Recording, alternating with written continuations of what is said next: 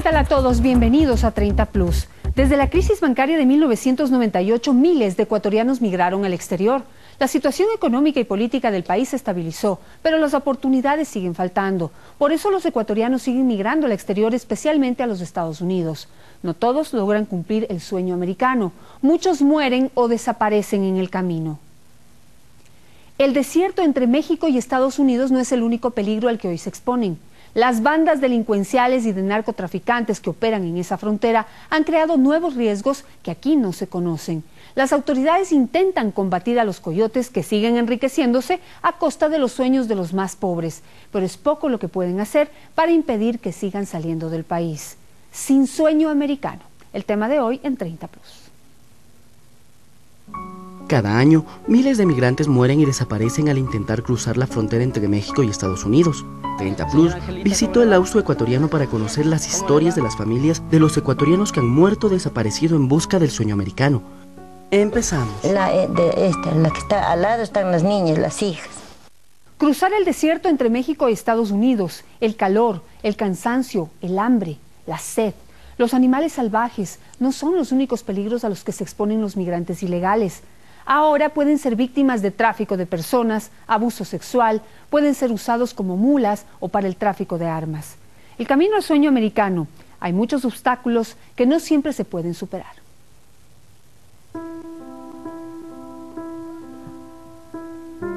Una habitación intacta y llena de recuerdos es el refugio de Margarita Gordillo.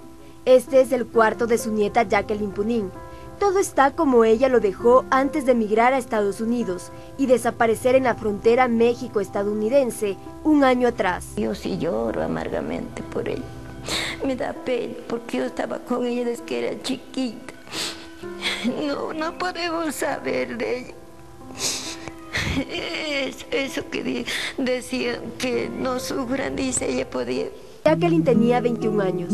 Al salir de su hogar para intentar reunirse con sus padres, su esposo y sus 4 hermanos que viven en Estados Unidos, como la visa le fue negada, decidió emigrar de su natal Gualaceo en la provincia de La Suay de forma irregular. Yo me voy porque me voy, ya está hecho el viaje. Así dijo, ya está hecho el viaje. ¿Y con quién está haciendo?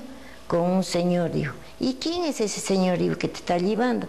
Y no solo eso, voy a aprovechar porque te están llevando barato. Me está llevando solo por $8,000.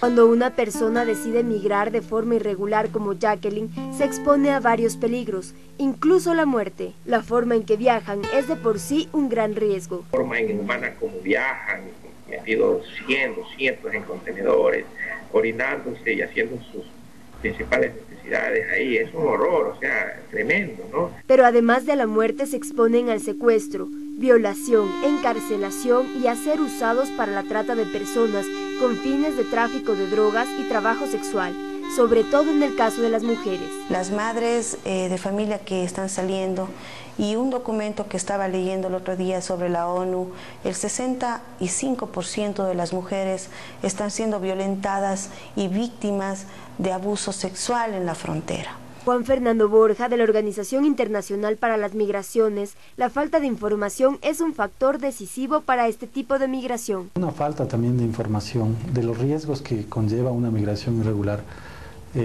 les permite a ellos discernir exactamente y balancear cuáles son esos riesgos. Pero hay otro riesgo más peligroso para toda la sociedad, la desintegración familiar. En el caso de Jacqueline, sus 2 hijas han sido separadas. La unita ya le llevó el papá, pero le ha dejado, dice, aquí con una sobrina.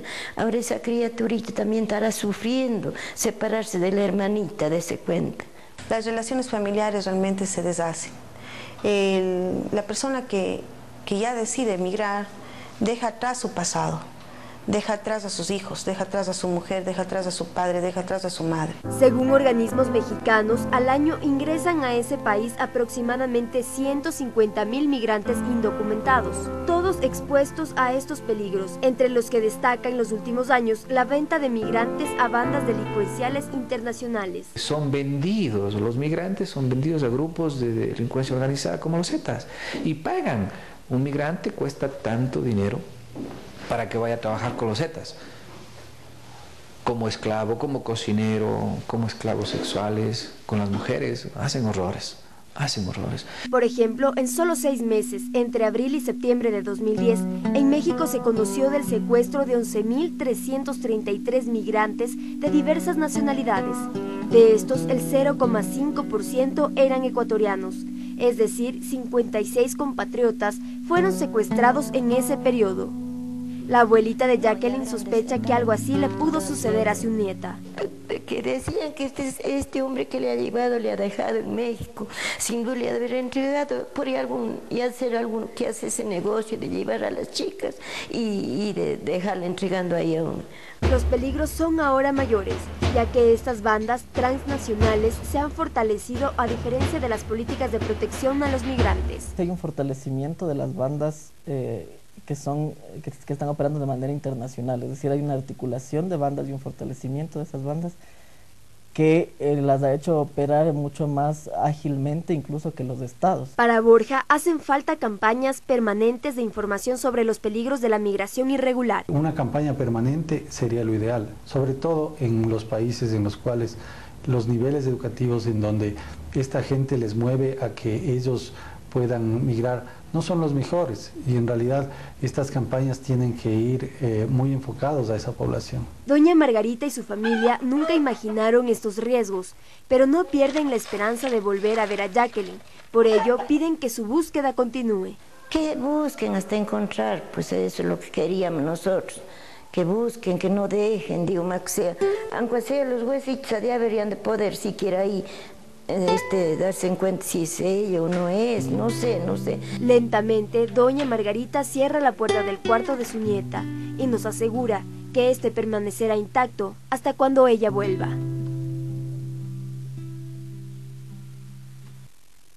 Gladys Huartasaca desapareció en la frontera mexicana hace más de un año. La última vez que la vieron fue cruzando el desierto hacia los Estados Unidos. A pesar de todas las historias de muertos y desaparecidos que se conocen, los ecuatorianos siguen migrando al exterior.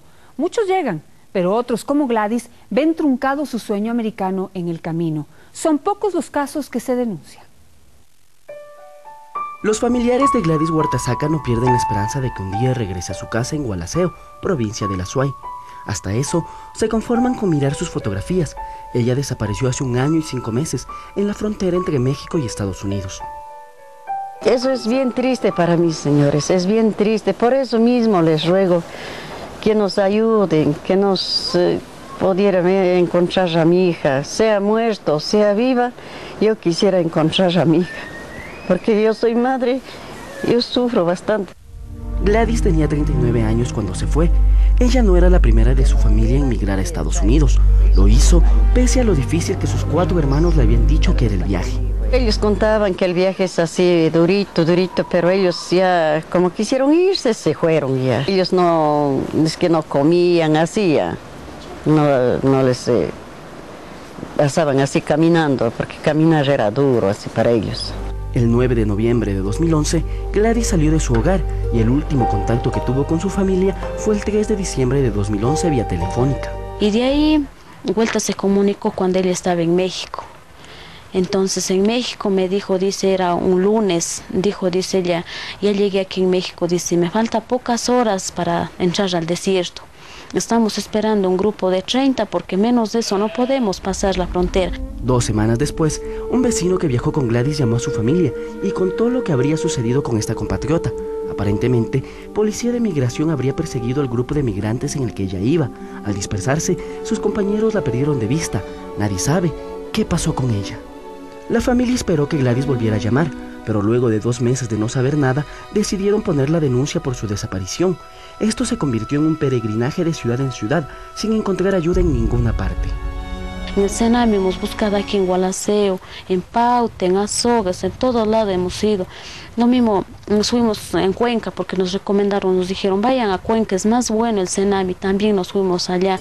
La doctora Andrea Ledesma, de la organización 1800migrante.com, que trabaja en asesoría legal a migrantes, comenta. Se tienen que buscar inmediatamente al momento que se tiene, ya pierde contacto con el familiar. Es mucho más fácil la búsqueda, que ha transcurrido ya 8, 6, 7, 8, a veces hasta 1 año, 2 años. Esto todo se borra, las huellas se borran.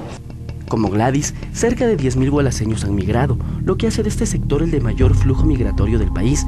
Sin embargo, datos de la Fiscalía de Cañar refieren que en 2012 recibieron 8 denuncias sobre migrantes desaparecidos y en lo que va de este año se han reportado 3 casos. Nosotros lo que tenemos que investigar es qué persona mandó ilegalmente o sacó fuera del país a los migrantes. Eso es lo que nos corresponde. Y de esa investigación averiguar si esa persona está o no está fallecida, está o no está desaparecida. En la provincia de Azuay, en cambio, en los últimos 5 años se han reportado 182 denuncias en casos migratorios. De estas, solo 10 serían denuncias por migrantes desaparecidos. La frontera entre México y Estados Unidos es un territorio donde desaparecen cada año miles de personas que van tras el sueño americano. Datos del Observatorio Frontera Sur de México citan más de 27.000 desaparecidos en la frontera en los últimos 8 años. Esta cifra sería mayor, ya que no todos los casos se denuncian. No con esto queremos decir que hay un quemiportismo por la desaparición de un familiar, sino que las circunstancias sociales de los migrantes, y adicionalmente a eso puede ser que por las presiones de pronto de la persona que realizó este tráfico ilegal tengan ciertos temores de continuar a avanzar con las denuncias. Los migrantes que desaparecen pueden haber sido detenidos por la policía y estar presos, o en los peores de los casos son vendidos a bandas de trata de personas o mueren en el desierto en busca de su sueño. Saber qué pasó con ellos requiere un proceso investigativo que la familia no siempre logra obtener, como en el caso de Gladys. Nos dijeron que no, que ya ha sido mucho tiempo y que el caso ya había cerrado y que ya lamentablemente que queda en la frontera y le ha comido algún animal. De una nos dijeron así y dijeron que ya no podían hacer nada por ella, que el caso ya estaba cerrado. Nunca más volvimos al Senami. Tanto los 2 hijos adolescentes de Gladys, su madre y toda su familia están desesperados porque no saben qué más hacer para encontrarla.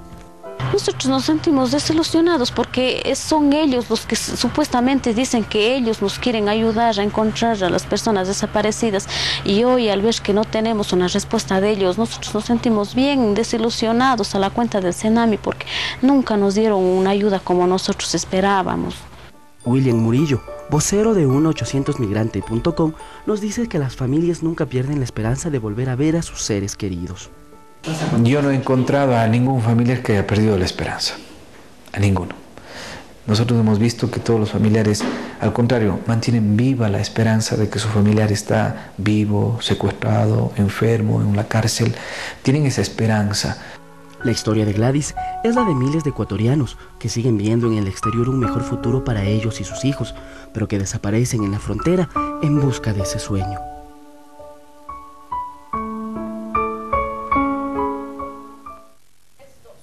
Varios ecuatorianos han sido víctimas también de accidentes u otras circunstancias en donde han perdido la vida. Enseguida regresamos para contarles una nueva modalidad que ahora existe para cruzar la frontera y que ha cobrado la vida de decenas de migrantes.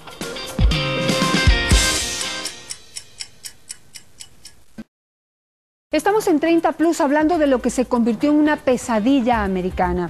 Son muchos los casos de ecuatorianos desaparecidos en la frontera entre México y Estados Unidos. No hay cifras exactas, pues las familias prefieren no denunciar. El primer factor es el miedo a los coyoteros y el segundo, la falta de cooperación de las autoridades. En el siguiente reportaje, la historia de Gladys Aguay, cuyo caso no pudo ser denunciado, pues en la misma fiscalía les advirtieron sobre el peligro que ello representaba. Esta es la única fotografía que hay de Gladys Aguay en casa de su prima Dolores. Gladys desapareció en la frontera entre México y Estados Unidos.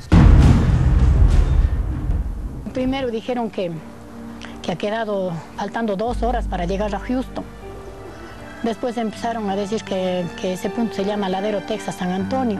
Gladys salió de su hogar en abril de 2011 y en junio de ese mismo año su familia fue informada de que se había perdido en el desierto. Me llamó un día diciendo que su hija ha desmayado, pero que los guías le están recogiendo y que ya está recuperándose en un rancho. Gladys se habría desmayado en el desierto estadounidense. Sus compañeros migrantes la habrían puesto bajo un árbol y colocado una prenda de vestir en una de las ramas para que sea visible y quizás alguien la rescate. Los hijos de Gladys, con el apoyo de Dolores, acudieron a la fiscalía, donde recibieron una respuesta que jamás imaginaron. Dijeron que piense bien para hacer las cosas. Pensarán bien, dijo, para hacer las cosas. Es no es de hacer nomás. Así me dijo la señorita. Entonces nosotros ya nos da miedo, pues, de hacer. William Murillo, de 1-800migrante.com, comenta. ¿Cómo puede un funcionario de la fiscalía decirle, ¿está segura de querer hacer esto? Claro que está segura, por eso está en la fiscalía, por eso quieren hacer la denuncia. Pero si es que no hay esa protección desde el Estado, ¿qué les queda? Callar, agachar la cabeza. Después de haber intentado poner la denuncia, Dolores asegura haber recibido amenazas de muerte, presuntamente del coyotero con que su prima viajó. Porque una llamada que hizo amenazando a matarnos. En decir que matar 2 no es nada, que más ha matado y que matar 2 no era nada para él. Entonces, mire el miedo lo que es. En este caso, el miedo les ha hecho desistir de la denuncia. Nada, pues yo ya decía, pues de ser algo grave, que por eso no quieren ayudar. ¿Cómo será? Que son a lo mejor una banda, que por eso tienen miedo hasta ellos, decía yo conversando con los muchachos. El abogado Javier Arcentales, especialista en derechos humanos y migraciones, analiza esta situación. Ni siquiera los mismos fiscales tienen se sienten que están empoderados como para poder enfrentarse a otros poderes que son poderes que están ocultos, ¿no? Son poderes que todo el mundo sabe quién es, sabe cómo funcionan, pero nadie tiene la capacidad de desenmascararles. Vía Skype conversamos con Pedro Lazo, del Comité Cívico Ecuatoriano en Connecticut, para conocer su opinión sobre este tema. Estas personas, de alguna manera, tienen alguna información de las personas que transportan, se convierten en clientes, y obtienen información de hijos, de esposas, dónde viven, de qué país son, ¿verdad?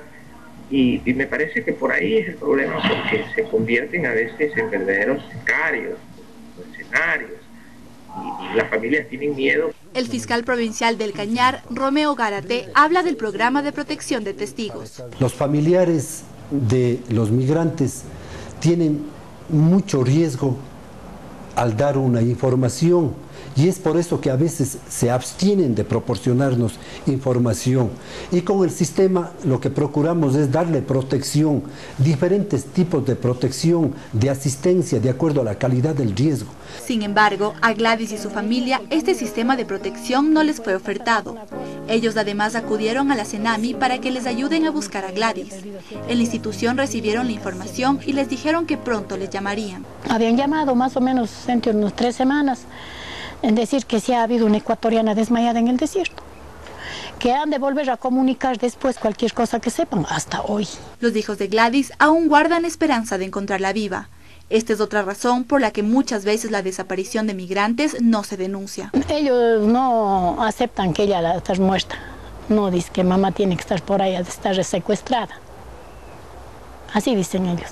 La demora en poner las denuncias de desaparición es también un factor que juega en contra. El riesgo siempre en cualquier investigación es de que se vayan perdiendo evidencias, de que se vayan perdiendo, o que los autores, cómplices, encubridores del tráfico de migrantes se pongan, entre comillas, a buen recaudo. Si bien la familia de Gladys no pierde la esperanza de volverla a ver, sí ha perdido la confianza en las autoridades, llamadas a brindarles ayuda.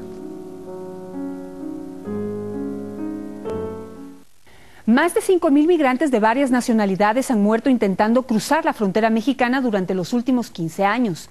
La cifra real es mayor, pues no todos los casos son registrados. Esther Saruma llegó a los Estados Unidos, pero en el estado de Texas murió víctima de una nueva y cruel modalidad de transporte de ilegales. Se denomina wind jumping o salto al viento. En el siguiente reportaje les contamos cómo sucedió este caso.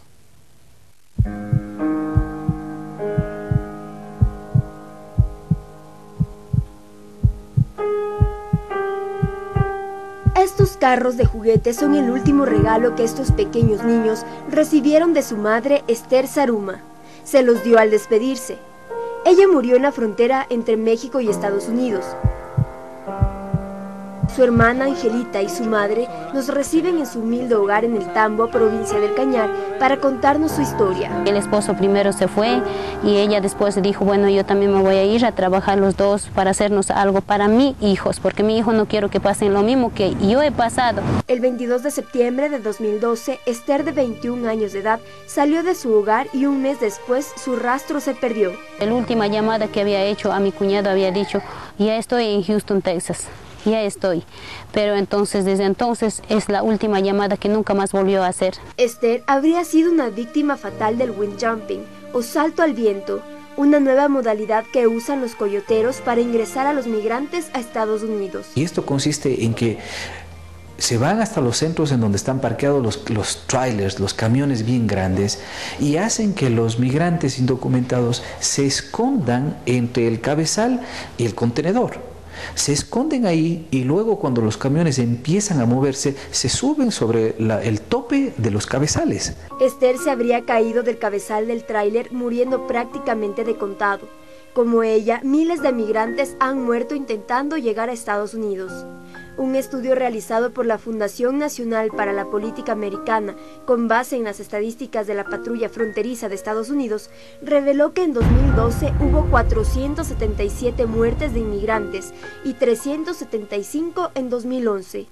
Con estos casos, desde 1998 hasta 2012, se contabilizan 5.595 inmigrantes muertos en la frontera. Si bien en este caso el reconocimiento de Esther fue posible, existen miles de casos en los que no. Existen más de 800 cuerpos de migrantes que no hay quien los reclame en las fronteras.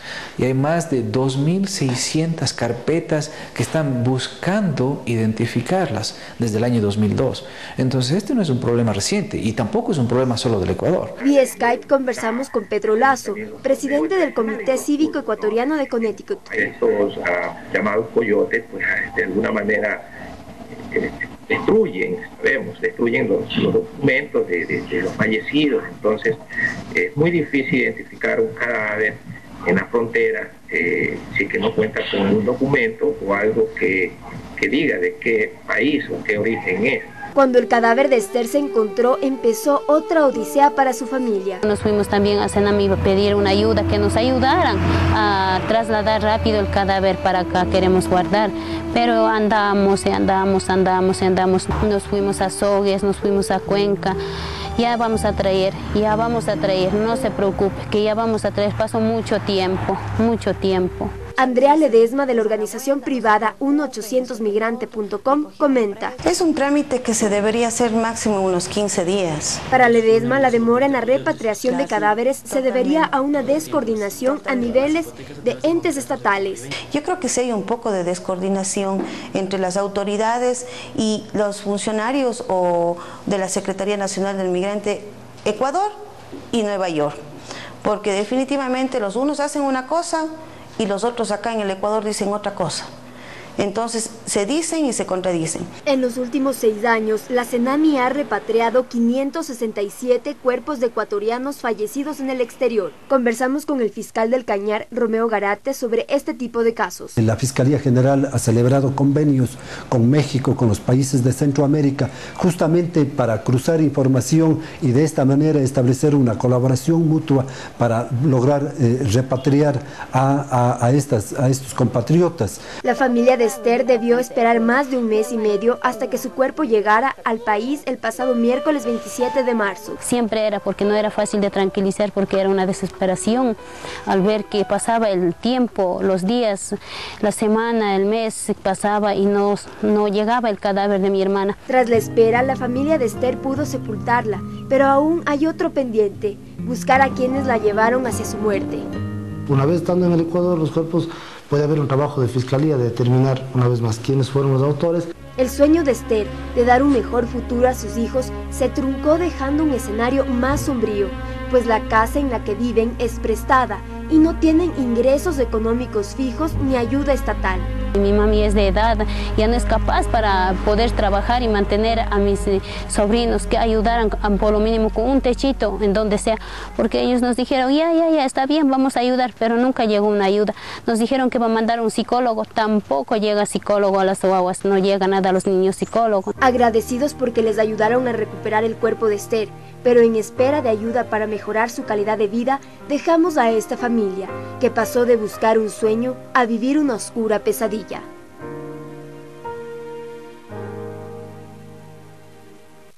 El gobierno ayuda a muchas familias pobres, pero esa ayuda que reciben no siempre es suficiente. Por eso decenas de ecuatorianos se siguen yendo al exterior.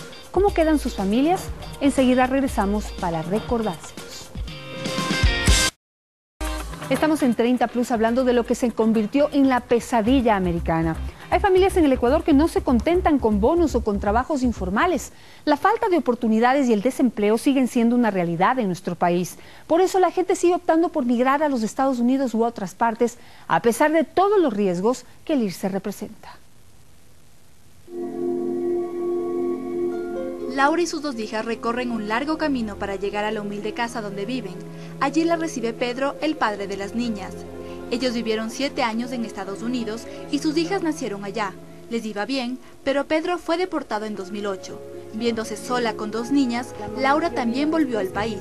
Hoy pretenden volver a Estados Unidos. Yo quiero ir más por mis hijas, que ellas son nacidas allá y ellas me reclaman a veces, ¿no?, que por qué yo he venido. Laura coincide en que el principal motivo para emigrar es buscar un mejor futuro para sus hijas. En primer lugar es por mis hijas, por ellas quiero regresar, porque quiero que ellos, como son nacidos allá, quiero que aprendan el idioma de ellos. Además, motivos económicos también los mueven a irse.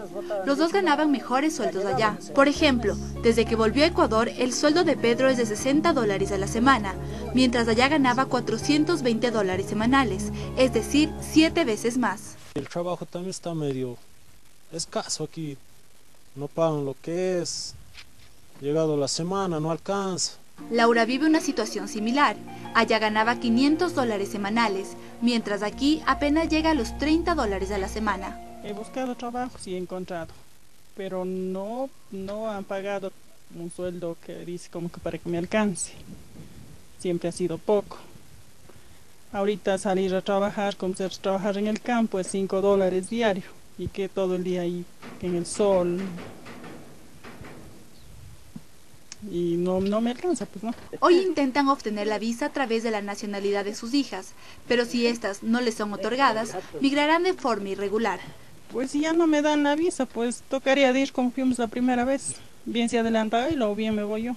Pero la cosa es estar allá y educar a mis hijas allá. Javier Arcentales, abogado especialista en derechos humanos y migraciones, comenta. El problema de esas políticas es que son poco accesibles, que muy pocas personas pueden acceder. Entonces no les queda otra alternativa que muchas veces recurrir a medios irregulares. Pedro y Laura están decididos incluso a arriesgar su vida con tal de volver a Estados Unidos. Aunque me dé miedo, pero digo, por mis hijas yo daría la vida, ¿no? Si es que en caso así me niegan, yo sí voy a volver a intentar, a irme así con coyotes y por tierra. Sí, me da miedo todo, pero ahí estoy para arriesgarme. Me da miedo, he llegado a saber de tantos casos que ha pasado, ¿no? Han muerto en el camino. Andrea Ledesma de 1-800migrante.com comenta. Mientras el Estado no brinde la garantía laboral y no brinde puestos de trabajo y no cree empresas para que la gente del campo trabaje y no migre, definitivamente la gente va a seguirse yendo, porque la gente se va porque no tiene trabajo, la gente se va porque no tiene un sustento para darle a sus hijos y porque quiere algo mejor o una vida más productiva para su hijo. Estos dos esposos están conscientes de los riesgos a los que se exponen, pero dicen que aquí no ven un buen futuro. No hay futuro, aquí no. Porque con lo que se gana y con lo que están subiendo las cosas ahorita, no. La calidad de los servicios, aseguran, es otro factor que los impulsa a emigrar. En el hospital donde ellos nacieron, ellos tuvieron un seguro. En ese seguro todas las medicinas eran gratis, los exámenes, todo. En cambio aquí, si voy al hospital, a veces atienden, a veces no. Si bien el factor económico es la principal causa por la que la gente emigra, la violencia intrafamiliar y la discriminación también influyen. Muchas mujeres, sobre todo, viajan debido a que existe cierto nivel de violencia dentro de sus familias que no es soportable, y la alternativa para huir de eso es el migrar. Cabe recalcar que en Ecuador 6 de cada 10 mujeres han sido víctimas de algún tipo de violencia. Por otra parte, evidenciar el éxito de otros migrantes a través de casos o posesiones es otro factor influyente. Generalmente el gran flujo migratorio es en la zona rural, en donde empezamos a ver que el vecino empezó a crecer, empezó a hacer su casa, empezó a construir. Entonces un poco también es la generación esa de ver que ahí está el futuro, entre comillas, ¿no? Pedro y Laura esperan aún una respuesta de la embajada americana, que si es negativa los obligará a emprender un nuevo y peligroso viaje en busca de su sueño de una mejor vida, que aquí dicen no tener. Es muy dramático todo lo que los migrantes tienen que pasar para llegar a los Estados Unidos. Los que llegaron se convirtieron en una pieza clave para la economía ecuatoriana, alimentada en gran proporción por el dinero que diariamente envían. Pero toda la plata que ha llegado no ha podido compensar lo que aquí sucede con los que se quedan. Familias con dinero pero descompuestas, jóvenes con colegio y universidad asegurados pero solos. Hasta hoy el balance no ha sido bueno. Juan Carlos Huerta se fue en busca de un mejor futuro para sus 5 hijos, pero murió en el camino. Hoy esos niños no tienen más que un futuro incierto.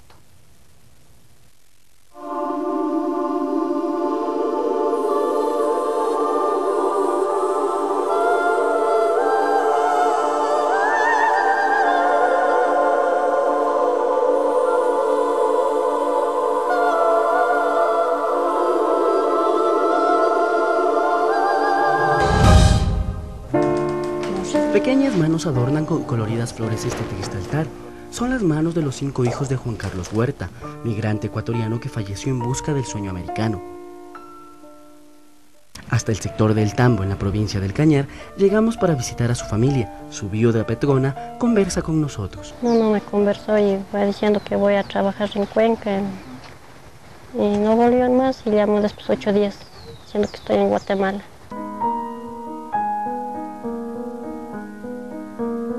Dijo que estoy yendo a Estados Unidos. Yo dije, ¿y por qué no me fuiste avisando? Y me dijo que no, para preocupar y que no sufres. Juan Carlos murió en un accidente de tránsito en Chiapas, México. El vecino dijo que ha tenido accidentes, él también ha estado ahí mismo, quedé averiguando en hospital o en cárcel o algo, quedé averiguando, era un mes casi ya no comunicaba ya. Y los vecinos avisaron que el 27 de enero, domingo de noche, que ha fallecido. Como los miles de migrantes que mueren intentando llegar a Estados Unidos, Juan Carlos murió buscando un mejor futuro para su familia, pero su muerte ha ensombrecido más su futuro. Petrona no tiene trabajo, sus únicos ingresos mensuales son $100, la mitad de los cuales los gana al vender leche de sus 2 vacas y $50 más que recibe por el bono del desarrollo humano. No me alcanza el transporte de mis hijos que van de aquí y vuelven, es $48 mensuales.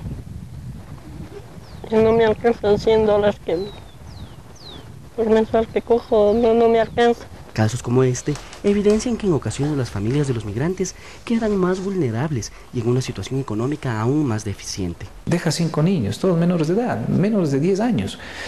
Y por supuesto con una esposa humilde, campesina, que no tiene un oficio concreto, y estamos ante una realidad palpable. Necesitan no solamente que les ayuden con un bono, necesitan la ayuda para la escuela, necesitan la ayuda para la ropa, el vestuario. ¿Qué es lo que van a hacer a futuro? Para Javier Arcentales, especialista en derechos humanos y migración, falta volver la mirada hacia la situación de los que se quedan cuando alguien migra. Pero sí se ha perdido, yo creo, un poco la mirada respecto a las familiares que están aquí. Es decir, es algo que no se ha hecho tan visible, es una cuestión de la migración que no se ha hecho tan palpable dentro de las políticas migratorias. Petrona asegura no haber recibido aún ningún tipo de ayuda. No, todavía no he recibido ninguna ayuda todavía. Para Arcentales, el Estado sería el llamado a atender este tipo de casos. Tiene que asumirlo el Estado porque el hecho de que exista personas que salen del país todavía implica ahí que existe una falencia, que existe una vulneración de derechos económicos, sociales y culturales. Petrona nos dice que no sabe qué va a hacer para salir adelante con sus hijos, pues no tiene más familia que ellos. Sufro mucho aquí. Quisiera que me ayuden y para mis hijos también. si hay posibilidad de una beca para estudio. Quedo llevado 5 hijos y soy sola, no tengo ni padre ni madre. Solo tengo 2 hermanos, pero está lejos y es... La doctora Andrea Ledesma, de 1-800migrante.com, comenta. Es oportuna la intervención de psicólogos que vayan y ayuden a esa familia a establecer un proceso de diagnóstico psicológico que en ese momento se encuentran los familiares. A todos sus problemas, Petrona debe sumar que el cuerpo de Juan Carlos aún no ha sido repatriado. La CENAMI quiere cremarlo y la familia no consiente en ello. Si viene ceniza, no sé si será él mismo. Va a haber dudas, ya, va a haber dudas. Yo quiero que venga cuerpo entero. Traer el cuerpo cremado sería más económico para el Estado. Las diferencias son varios miles de dólares. Un pequeño cofre con las cenizas está $1,000, $1,200. Un cuerpo son $5,000, $7,000 desde Estados Unidos. Cuando vienen de Europa, los precios se duplican. Pedro Lazo, del Comité Cívico Ecuatoriano de Connecticut, comenta que en casos similares, los compatriotas que viven en Estados Unidos hacen colectas para ayudar a repatriar los cuerpos. Hacemos cuadrangulares de indoor fútbol, hacemos cuadrangulares de voleibol, de ecuavoli, y también vendemos comida. Todos los expertos consultados coinciden en que la ayuda a este tipo de casos debe ser prioritaria y urgente. Se necesita ayudar a esa madre para que tampoco cometa un acto desesperado y que también ella se quiera ir porque ahora se quedó con hijos, se quedó con deuda y no hay quien les mantenga. Juan Carlos buscó un sueño y murió en el intento. Su familia hoy vive, además de con la pena de su pérdida, con la incertidumbre de no saber qué será de su futuro.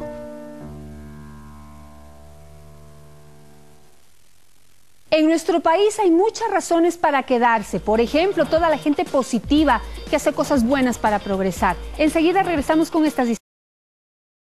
En 30 Plus y regresamos para hablar de la gente positiva de nuestro país. El proyecto Taitas y Mamas del músico ecuatoriano Ibis Flies busca rescatar la música, la cultura, la historia de artistas nacionales que no han sido reconocidos en su real dimensión, como Papá Roncó, Las Tres Marías, Don Nasa, Mariano Palacios, Julián Tucumbi y Mishki Chuyumbu. Su legado es enorme y quedará recogido en un trabajo apoyado por el Ministerio Coordinador de Patrimonio y el de Salud Pública.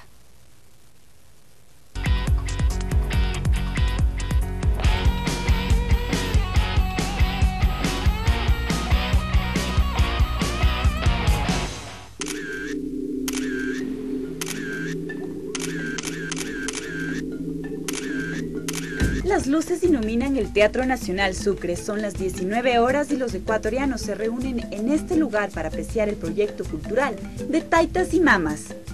Ibis Flies, director del proyecto, nos explica el objetivo de este trabajo. Lo que buscamos es conservar, mantener vivas las tradiciones a través de la música y de los saberes orales de estos taitas y mamas.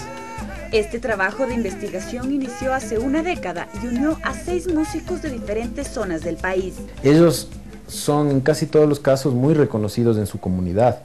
O sea, la gente de su lugar los quiere y los reconoce. Papá Roncón es como si fuera un emperador en Borbón. Julián, no se diga, es decir, todos tienen una suerte de reconocimiento.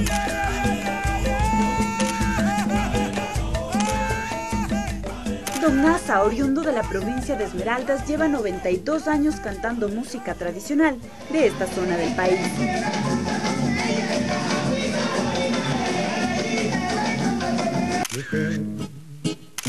Quiero contarte la tristeza de mi alma. También en la costa ecuatoriana se encuentra Mariano Palacios, quien con sus líricas y amor finos enamora a quienes lo escuchan. No te alejes de mi lado, no me abandones, no te vayas corazones, que no existen menos dos. Sarina nació en Cayapa. Sarina nació en Cayapa. Al norte, en Borbón, en la provincia de Esmeraldas, todos conocen a Papá Roncón, quien se distingue por el magistral toque de las marimbas.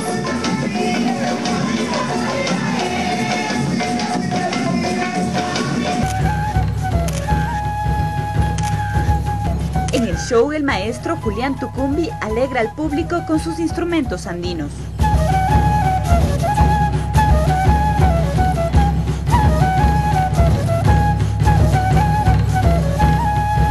está el gran Julián Tucumbi, indio Julián Tucumbi, como él mismo se denomina. Él es de Cotopaxi, de Pujilí, y también con su mujer, con su Warmi, la Panchita, son una pareja indestructible que han formado todo un grupo gigante que se llaman los Tucumbi, que mantienen la tradición de Cotopaxi intacta, ¿no? Casi estás escuchando música originaria.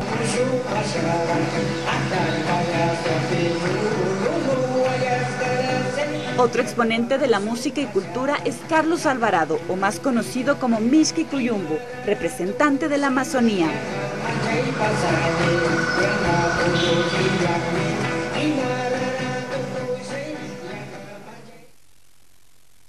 Cuando yo los conocí a ellos, me di cuenta que hay otras razones para hacer música, que la música se hace para algo, se hace por algo, se hace en momentos, o sea, es otra percepción la música, esta que viene desde el centro de tus entrañas. Me gusta el ballet Teresa, porque es un bonito pan. Me gusta el ballet Teresa, porque es un bonito pan, pan, pan, panadero pan. En la calle de San Juan. Pero merecen ser más conocidos, como te digo, ser una plataforma de tradición y de cultura para nosotros. En la calle de San Juan, pan, pan, panadero pan. La idea central de todo esto es que seamos primero un Ecuador con referentes de verdad, ¿no? Yéndonos directo a la raíz misma de donde están nuestras tradiciones. ¿Y quiénes son los que saben de estas tradiciones? Nuestros taitas y nuestras mamas. El trabajo no termina aquí. Esta primera etapa ya pasamos, ya se registró, ya viajamos, están los discos listos, el libro listo, el documental que está dirigido por Carlos Hidrobo está proyectado para de aquí, ojalá a finales de año ya lo estemos terminando. Ya en el teatro los tambores llaman la atención de los asistentes. Es el maestro Julián Tucumbi, quien ingresa con una verdadera fiesta. Hay que reconocer en vida a esta gente, hay que atenderlos en vida, hay que disfrutar de ellos y de sus conocimientos. De Taitas y Mamas es un proyecto que busca registrar el legado cultural y musical que estos sabios dejan en vida a su patria y compartirlo con todos los ecuatorianos. La perseverancia, esfuerzo y sobre todo el amor por lo nuestro nos demuestra que en el Ecuador los buenos somos más.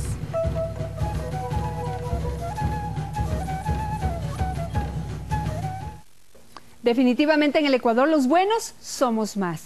Síganos escribiendo sus historias a 30plus@teleamazonas.com. También puede escribirme a mi Twitter, @JanetInostroza. Volvemos ahora a nuestro tema del día, un sueño que se convirtió en pesadilla. Le llamamos ahora la pesadilla americana. ¿Cuántos migrantes hay en el mundo y cuántos de ellos son ilegales? Eso es algo que lo tiene que saber.